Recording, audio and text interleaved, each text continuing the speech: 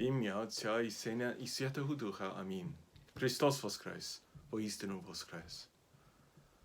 Як християни, ми знаємо, що Ісус Христос є істиною. В сьогоднішньому Євангелії Він заявляє, що ті, хто слідують за Ним, пізнає істину, і що істина зробить їх вільними. Це, звичайно, повинно застосуватися до всіх нас, але це також вірно сказати, що більшість з нас не дозволяють правду інформувати наше життя. Це не сказати, що ми брехнею, звичайно ні. Слід сказати, однак, ми не часто дозволяємо правди Божої любові, повідомляємо, хто ми, що робимо і як думаємо. Ми можемо помолитися Ісусові, але не часто дозволяємо Йому впливати на наше життя. Ми можемо вірити в Ісуса, але не часто даємо Йому рухати нашим серцем. Ми можемо поклонятися Ісусові, але ми часто не беремо Його з собою, навіть коли Він нагодував нас самим собою. Якби ми справді Його знали, якщо ми маємо бути Його учнями, якщо ми хочемо бути вільними. Сьогодні ми повинні роздягнути, наскільки добре ми слідуємо, як добре ми реагуємо і наскільки ми уважні до вічної істини. And now in English. The truth will make you free. How often has we heard these words, or words like them? Truth. Its importance is something impressed on us from infancy. Tell the truth, we are told by parents and teachers. Don't lie.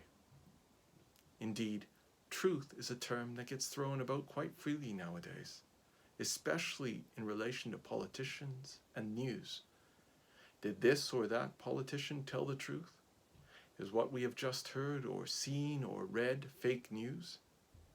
In fact, because of the world in which we live, we might reasonably ask, what is truth? Ironically, this very question was asked most famously by someone who could not recognize it when it literally stood in front of him. I'm speaking, of course, about Pontius Pilate, who, when he had Jesus standing before him, asked, "What is truth?" And at precisely the moment when he could have found the answer, he moved on, and in the process condemned Jesus to be crucified. When we read or hear that particular passage from St. John's Gospel, I suspect it is easy for us to dismiss it. It is natural, when we hear it, to focus instead on the context in which it takes place. That is, of course, the trial of Jesus, the drama of his final hours before he is crucified. And yet, I think that there is a profound lesson in Pilate's actions and words that speak to all of us, a lesson that should give us all pause for thought. In John 18, verses 37 and 38, Jesus and Pontius Pilate are having a discussion. Pilate asks Jesus if he is a king, to which Jesus replies that he is a herald, a representative of the truth. At this point, Pilate asks, as we now know, what is truth, and proceeds to go out and address the crowds. It is as if Pilate despairs of an answer, as if no matter how educated he is in the ways of philosophy and all of the subjects he would have studied on his way up the social ladder in Rome, there is in fact no truth to be found. And isn't that just like us? I don't mean to say that we deliberately turn away from truth, but which one of us hasn't prayed to God to the source of all truth and proceeded to go about our lives as if the prayer we made no difference. It doesn't matter what we might have prayed for or what we might have prayed about, big or small, important or trivial. I can't imagine that I am alone in having brought a prayer to God, then left it there and gone about my life as if the mere act of muttering it was enough. That, I would say, is at least one big way in which we can all turn away from the truth. So if you can relate to this, then consider with me what we miss when we act this way.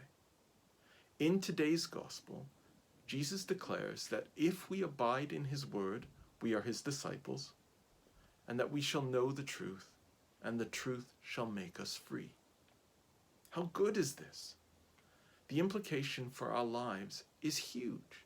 It is so big, in fact, that as early as the 2nd century, Saint Irenaeus was stressing the importance of understanding Jesus as our liberator, as the one who made us free.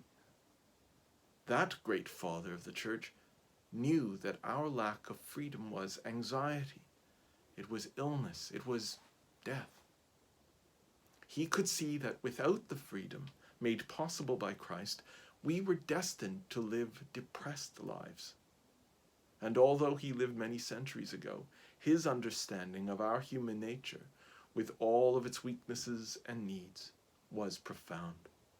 And he showed us that Jesus Christ was the answer. But we might ask, what does that even mean? The fact is, even though we may call ourselves Christians, the vast majority of us don't actually live like it much. I mean, how different are any of us to the average person walking down Oxford Street, or any other street for that matter? I know that other than perhaps the fact that I often wear a cassock in public, I myself am not really different. I am certainly no better. Yet there are examples of Christians who have embraced the life of truth, who have taken their encounter with Jesus serious enough to have become genuine examples of what such a thing looks like. I speak, of course, of the saints. The saints of whom I speak could be anyone who, having encountered Christ, took his offer of setting them free and stopped worrying, stopped demanding, stopped being afraid. They are the ones who have offered us gentle guidance in life, in the sure confidence that no matter what happens, everything will be all right. They are the ones who have been rocks in the face of the storm. They are the ones who have tapped us on the shoulder when we have needed it and reminded us of our profession and our responsibility. Perhaps they are a grandparent, or a parent, or a friend. Perhaps they are the woman beside you at church, the teacher you remember from school, the child who looks at you quizzically when you are frantic or angry or sad and have no real cause to be. The Gospel of John, and especially the passage we have heard today, is full of the language of truth. Jesus is portrayed as the truth, as the one who fulfills all our longing, answers all our questions, serves our every need. More often than not, though, despite our professed faith as Christians, despite our attempts at prayer, despite the belief in Jesus we may hold in our heads, we do not actually experience him as the answer to anything. Let today's gospel be a strong reminder to all of us that if we are to be true followers of Christ, true disciples, the invitation sits before us to experience him on an ever deeper level and to enjoy the fruits of knowing him as the answer to every desire and every prayer. the truth indeed. Amen.